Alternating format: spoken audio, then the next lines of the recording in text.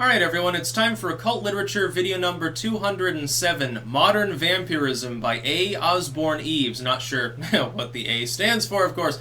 This is one of the most strange manuscripts I've ever edited. And by the way, by editing I mean I had to transcribe it line by line before editing it a second time.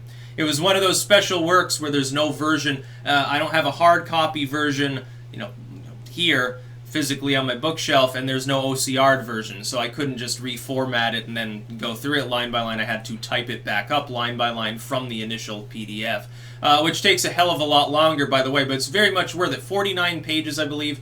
Link in the description of my edition of this work on Amazon, second and third links to my books blogs. This goes under the demonology header because it does speak about demonic possession.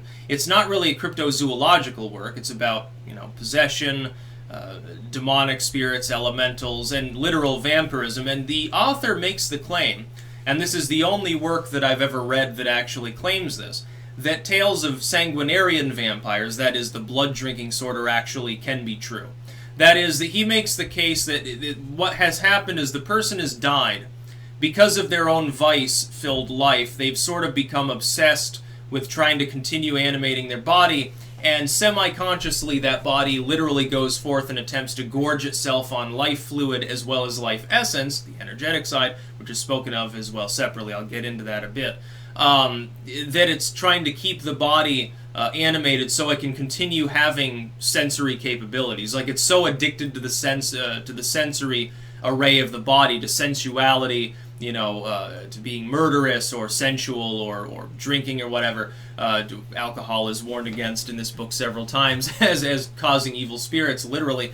That the person causes the corpse to continue going out to sort of vampirize people. There's also a treatment of psychic vampirism, and I'm wondering if any psychic vampires are aware of this work. Because basically, having familiarized myself with some self-proclaimed literal vampires in the past, it's saying similar things. I'm wondering if this informed any of the latter-day works that they would be reading, because I've never heard of this booklet brought up in conversation.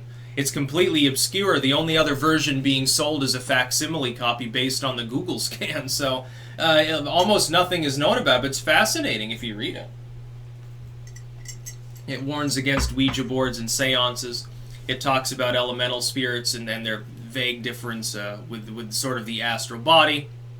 It's very much a product of the early 20th century mentality. We're talking shortly after Dracula, and that's mentioned as well, and it brings forth both poetry and prose. Now, some of the stories it uses to illustrate its point while admitting them to be fiction, but other ones it takes, as anecdotes, it takes them on their face as true. Like, oh yeah, like this person came in, he was using a Ouija board, did automatic writing, now he's like fucking possessed and shit, ends up in the nut ward, and cautionary stories like that. It's a very, very interesting work. But yes, it literally suggests that literal vampirism is a thing.